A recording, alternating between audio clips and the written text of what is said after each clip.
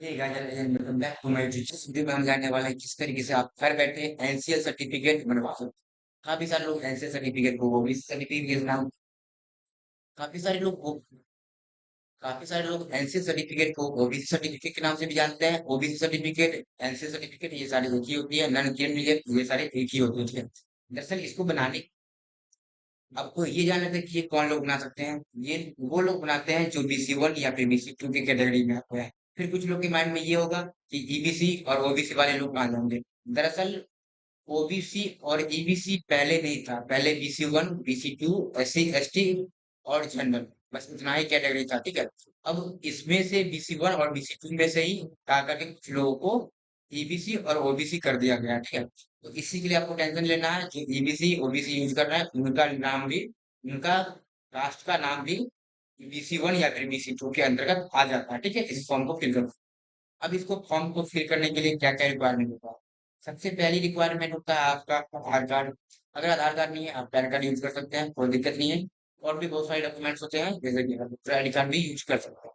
उसके बाद आपको इसमें फोटो का रिक्वायरमेंट नहीं होता है।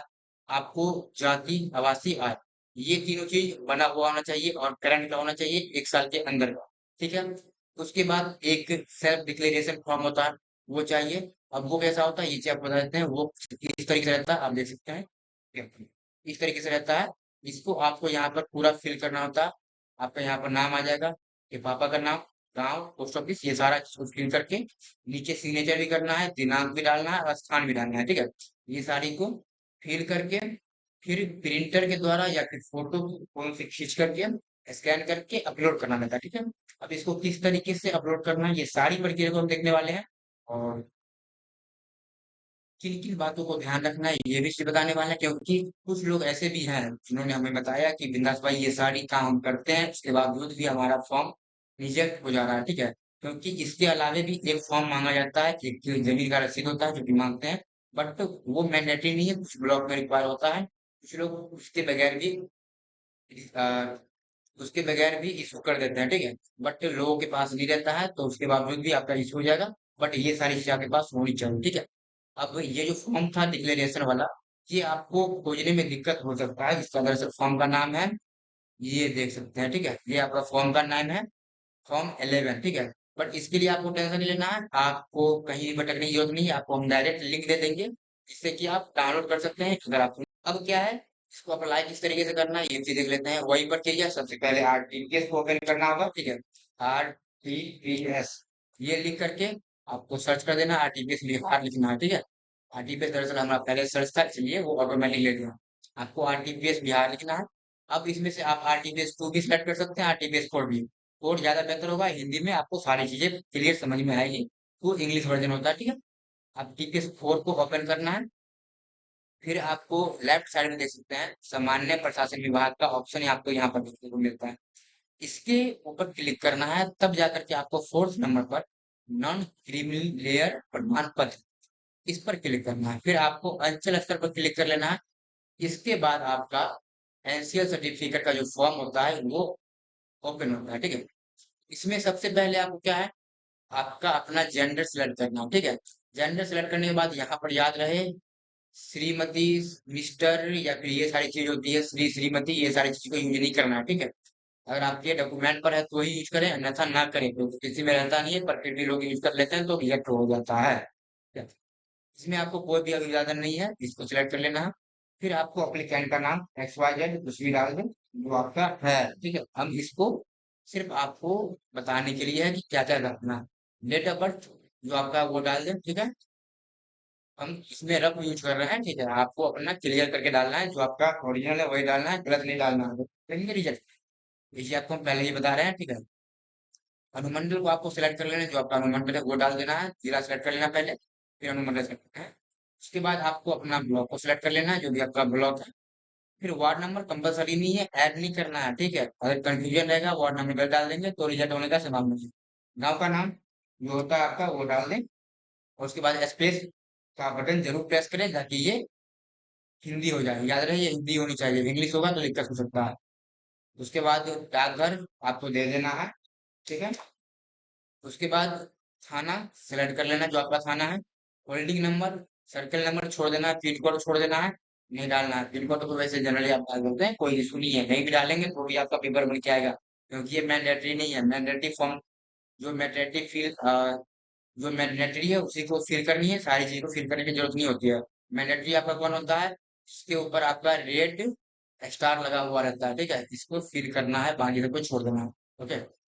उसके बाद आपको ऊपर के जैसा इस वाले ऑप्शन पर क्लिक कर देना है, जिससे आपका एड्रेस प्रॉपर नीचे आ जाएगा। याद रहे ये आप तभी करेंगे जब आप सेम एड्रेस पर रहते हैं। अगर आप का गांव में घर हुआ और आप रहते हैं मार्केट में, तो भी आपको एड्रेस तो घर का ही देंगे, पर कोई दिक्कत नहीं है। लेकिन आप प्रॉपर मार्केट में ही रह रहे हैं, लेकिन आपका घर गाँव में है, तो यहाँ पर मार्केट का एड्रेस दे सकते हैं, ठीक है। ऊपर जैसा फिर क्लिक नहीं करना। ओके। अब उसके बाद क्या है, यहाँ पर धर्म डाल देना है। उससे पहले देख सकते हैं होल्डिंग नंबर, सर्कल नंबर, ये सब आपको बताया है, नहीं डालना है। कैटेगरी आपको यहाँ पर देख सकते हैं BC2 BC1 जो है आपका, उसको सिलेक्ट कर लें। अब याद रहे, जो भी आप जाति सिलेक्ट करते हैं, हो सकता है उसका उपजाति भी होता हो, कुछ जाति का उपजाति नहीं होता है, कुछ का होता है। तो याद रखें, अगर आपका उपजाति है तो उपजाति सेलेक्ट करना होगा, ठीक है। कुछ लोग कंफ्यूज रहते हैं, कहते हैं कि हमारा BC1 में गए, BC2 में गए, हमारा जाति मिला ही। भाई कैसे मिलेगा, अगर आप उपजाति खोजते रह जाएंगे डायरेक्ट जाति वाले सेक्शन में, तो वो नहीं मिलेगा, ठीक है। आपको उपजाति उपजाति वाले में ही मिलेगा। बढ़िया, हमने सेलेक्ट किया, यहाँ पर बनियान उसका एक जाति है, वो रोनियार जाति के अंदर नहीं मिलेगा, इस चीज को ध्यान दें। फिर पेशा में जो आपका पेशा है वो डाल दें, ठीक है। फादर नेम में आपको जो फादर नेम आपका है, जो भी पापा का नाम है वो डाल दें, ठीक है। उसके बाद हस्बैंड नेम, अगर महिला का अप्लाई कर रहे हैं तो हस्बैंड नेम डाल दें, ठीक है। अगर और महिला का जो भी नाम है, अगर और मदर का जो, फिर उसके बाद जो मदर का नाम है वो डाल दें, ठीक है। उसके बाद आपको अपना मोबाइल नंबर फिल कर देना है, जिससे आपको नोटिफिकेशन मिल जाएगा सर्टिफिकेट जनरेट होने के बाद, ठीक है। SMS आएगा, लिंक तो उसमें आएगा, उस पर आप क्लिक करेंगे, ऑटोमेटिक डालूंगा। अब उसके बाद देख सकते हैं नीचे बहुत सारे ऑप्शन है फिल करने का, ये सारे को छोड़ देना, ठीक है। छोड़ देना है पूरे, ये जमीन उम्मीन के बारे में पूछता है, ये सब छोड़ देना। आपको डायरेक्ट यहाँ पर आना है, नौकरी से इनकम, यहाँ पर देख सकते हैं ना, ये जो जॉब वाला जो ऑप्शन दिख रहा है, इनकम के बारे में संपत्ति का विवरण देना रहता है। तो यहाँ पर आपको संपत्ति का विवरण देना पड़ेगा। आपका जो संपत्ति का विवरण है वो डाल देना है यहाँ पर, ठीक है। जो भी आपका है वो डाल दो, ठीक है। यहाँ पर हम कुछ रफ यूज में डाल रहे हैं, ठीक है। आपको अन्य बातें में कुछ भी नहीं लिखना है। यहाँ पर से आपको आवास प्रमाण पत्र, जाति प्रमाण पत्र, आय प्रमाण, यहाँ पर कुछ लोग रहते हैं कि ये सबको टिक नहीं करते हैं, तो आगे उनको ऑप्शन नहीं मिलता है, तो उसके बगैर ही अप्लाई कर देते हैं विदाउट जाति आवासीय आय का, तो उनका फॉर्म रिजेक्ट हो जाता है। फिर वो कहते हैं हमारा रिजेक्ट हो गया।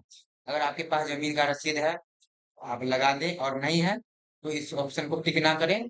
इतना फॉर्म दे रहे हैं तो उस पर भी आपका काम चल जाएगा, ठीक है। कुछ लोग होते हैं जो जानबूझकर रिजेक्ट कर देते हैं, बट इतना पर भी आपका अप्रूव हो जाएगा, उसके लिए टेंशन नहीं लेना है, ठीक है। बट इसके बावजूद भी अगर अप्रूव नहीं हो पा रहा है तो आप मुझसे कॉन्टेक्ट कर सकते हैं, ठीक है।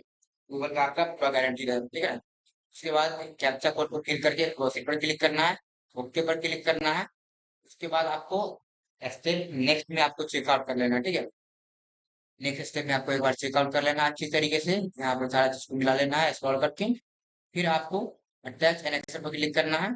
अगर गलत है तो वहां पर एडिट का भी ऑप्शन देखने को मिलता है, ठीक है। वहां पर से आप एडिट कर सकते हैं।